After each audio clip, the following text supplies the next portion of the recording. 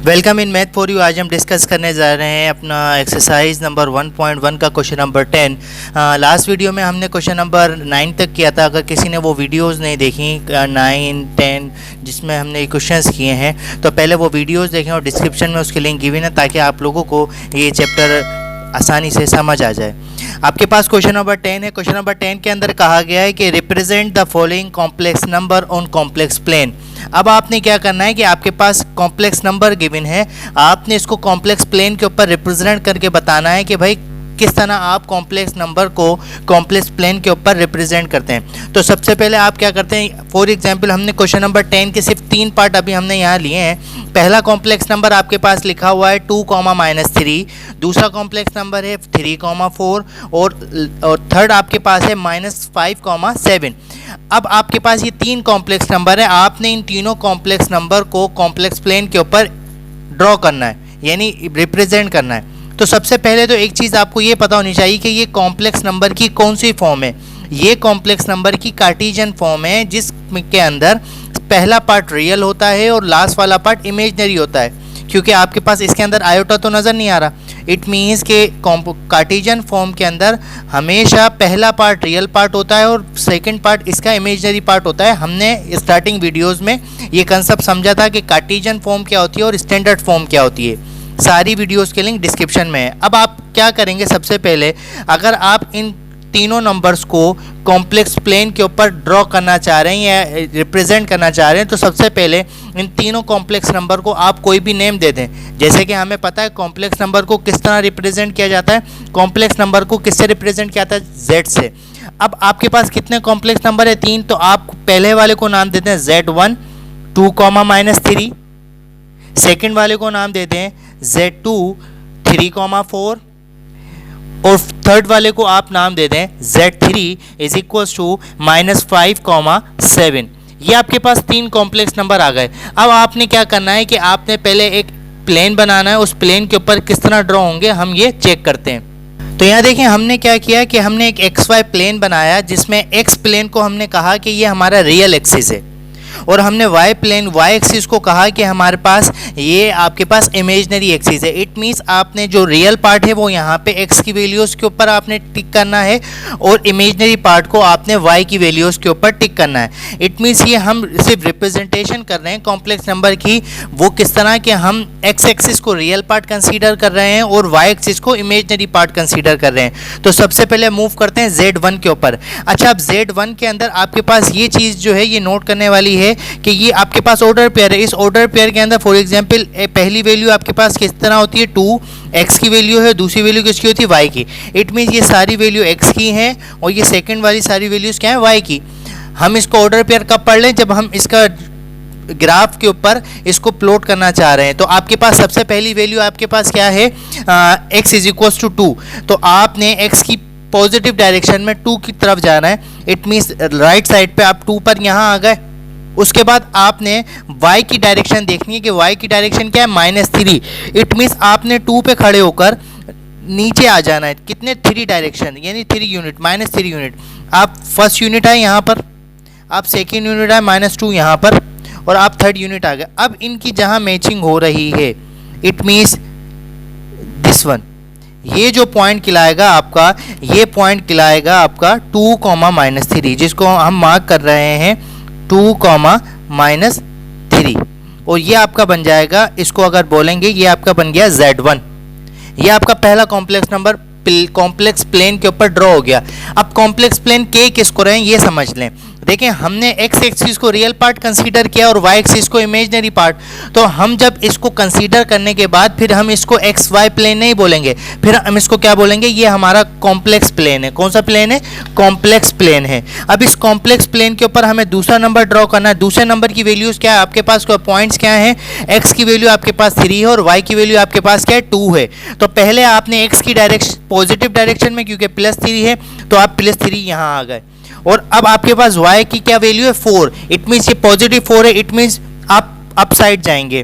तो आपने क्या करना है 1, 2, 3, 4। अब आपने 4 और 3 की डायरेक्शन को मैच करके उस पॉइंट को मार्क कर देना है, जैसे कि मैं यहाँ कर रहा हूँ। इट मीन्स ये जो पॉइंट है ये मार्क हो गया। समझ आई। अब इस पॉइंट को हम क्या नाम दे सकते हैं, इस पॉइंट को हम कह सकते हैं कि ये हमारा Z2 है। इस Z2 के और पॉइंट्स क्या हैं, कंपोनेंट्स क्या हैं, 3,4।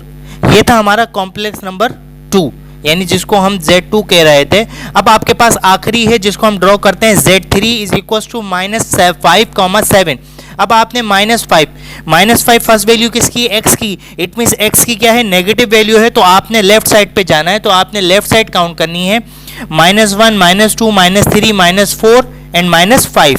अब इस -5 तक तो आप पहुंच गए। अब आपने y की वैल्यू क्या देखनी है, इसके कॉरस्पॉन्डिंग 7। अब 7 पॉजिटिव है तो इट मीन्स आप अपसाइड जाएंगे, 1 2 3 4 5 6 7। अब आपने 5 और 7 को इनके कॉरस्पॉन्डिंग लोकेशन देख के आपने इनको क्या कर देना है, मैच कर देना है। जिस पॉइंट पे भी ये क्या कर जाएंगे, इंटरसेक्ट कर जाएंगे, वही पॉइंट आपका क्या कहलाया जाएगा, -5,7, जो कि यहाँ पे है। तो आप इसको क्या नाम दिया था, इसको Z3 का -5,7। ये था आपका Z3 कॉम्प्लेक्स प्लेन के ऊपर किस तरह आपने इसको रिप्रेजेंट किया। तो इसके बाद नेक्स्ट क्वेश्चन की तरफ मूव करते हैं। सो क्वेश्चन नंबर 10 के बाद आपके पास क्वेश्चन नंबर 11 है। क्वेश्चन नंबर 11 के अंदर आपके पास कहा गया है find the length of vector representing the complex number. आपने क्या करना है कि आपके पास कॉम्प्लेक्स नंबर है पार्ट 1 के अंदर -5, +2 आयोटा। आपने इसकी लेंथ बतानी है। अब ये देखो, लेंथ हम किसी भी वेक्टर की बता सकते हैं और इसकी जो लेंथ है हम ओरिजिन से बताएंगे। तो हम क्या करेंगे, सिंपली ये जो आपके पास कॉम्प्लेक्स नंबर्स दे रखे हैं, आप इनका सिंपली मॉड्यूलस ले लेंगे। मॉड्यूलस लेने के बाद जो रिजल्ट आएगा वो इस वेक्टर की क्या होगी, लेंथ होगी। और ये जो मॉड्यूलस जो लेंथ बताएगा ये आपको कहाँ से बताएगा, ओरिजिन से बताएगा। और मॉड्यूलस का फॉर्मूला हमने पढ़ा था, देखते हैं इसमें किस तरह होगा ये। सो आपने क्वेश्चन नंबर 11 के जितने भी पार्ट्स है उसके अंदर क्या बतानी है, इसकी लेंथ बतानी है वेक्टर की। आपने सिर्फ क्या करना है, सबसे पहले आपने इस कॉम्प्लेक्स नंबर को डिनोट किस तरह करते हैं कि z इज इक्वल्स टू जो आपके पास कॉम्प्लेक्स नंबर है। कॉम्प्लेक्स नंबर क्या है आपके पास, -5 +2 आयोटा। आपने कुछ नहीं करना, सिर्फ इसका मॉड्यूलस ले लेना है। और मॉड्यूलस लेने के बाद जो भी वैल्यू आएगी, एब्सोल्यूट वैल्यू जो आएगी, वही इसकी क्या होगी, लेंथ होगी। तो आपके पास मॉड्यूलस का फॉर्मूला हम लोगों ने पढ़ा है। मॉड्यूलस का फॉर्मूला क्या होता है, z modulus is equal to radical real part का स्क्वायर प्लस इमेजिनरी पार्ट का square. It means radical a square plus b square. ये मॉड्यूलस का क्या था, फॉर्मूला जो हमने प्रीवियस वीडियोस में पढ़ा था। तो अब आपके पास देखें a की वैल्यू क्या होती है, जो रियल पार्ट होती है। इट मीन्स ये पूरी a की वैल्यू है। और b की वैल्यू कौन सी होती है, जो इमेजिनरी पार्ट के साथ होती है। इट मीन्स आयोटा के साथ होती है। इन केस अगर आयोटा के साथ कुछ भी वैल्यू नहीं हो तो आपके पास वहां पर b की वैल्यू क्या होगी, 1 होगी। ये आपने पॉइंट जहन में रखना है। तो आपने सिंपली क्या करना है कि आपने इसका मॉड्यूलस ले लेना है।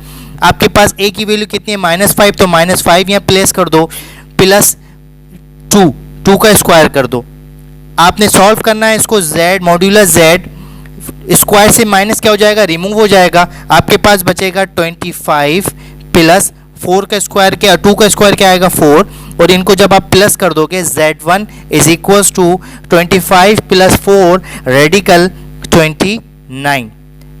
आपके पास ये जो आपके पास वैल्यू आई है, ये उस वेक्टर की क्या है, लेंथ है। तो आप क्या लिख दोगे, द लेंथ। आगे अगर स्टेटमेंट लिखना चाहो तो लिख दोगे द लेंथ। अच्छा, अब ये एक चीज इसमें नोट करें, अब ये लेंथ है, इसका कुछ ना कुछ तो यूनिट होगा। अभी आपको नहीं पता तो सिर्फ आप इसके आगे क्या लिख दोगे, यूनिट्स। तो आप लिखोगे the length of z is radical 29 units. ये आपके पास सिंपली पार्ट 1 था जिसके अंदर आपने सिर्फ क्या बतानी थी, लेंथ बतानी थी। इसके बाकी रिमेनिंग पार्ट भी इसी तरह होंगे।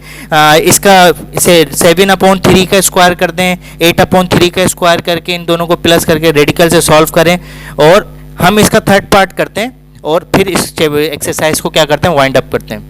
तो आपके पास थर्ड पार्ट है 1 + आयोटा अपॉन रेडिकल 2। अच्छा, अब ये देखें रेडिकल 2 डिनोमिनेटर में है, तो हम क्या करेंगे, ऊपर 2 टर्म्स हैं, इन दोनों टर्म्स के साथ इसको डिस्ट्रीब्यूट कर देंगे। तो सबसे पहले इसको रिप्रेजेंट करते हैं कि ये किससे रिप्रेजेंट किया जाता है, कॉम्प्लेक्स नंबर है, z से रिप्रेजेंट किया जाता है। तो हमने z लिख दिया। 1 + आयोटा, ये जो रेडिकल 2 है ये 1 के साथ भी डिस्ट्रीब्यूट हो जाएगा और ये आयोटा के साथ भी। इट मीन्स रेडिकल 2 यहाँ भी हो जाएगा और रेडिकल 2 यहाँ भी आ जाएगा। अब आपने सिंपली इसका क्या ले लेना, मॉड्यूलस। अब आपके पास मॉड्यूलस किस तरह निकलेगा, मॉड्यूलस रेडिकल, ये पूरी वैल्यू ए की है। अब देखें आयोटा के साथ कुछ भी नहीं तो क्या है 1, और ये पूरी वैल्यू आपके पास किसकी है, बी की है। ये आपके पास ए की वैल्यू और ये आपके पास बी की वैल्यू, तो बी ए की वैल्यू क्या, 1 radical 2 square plus 1 radical 2 square. अब आपने इसको सिंपली क्या कर देना, सॉल्व कर देना है।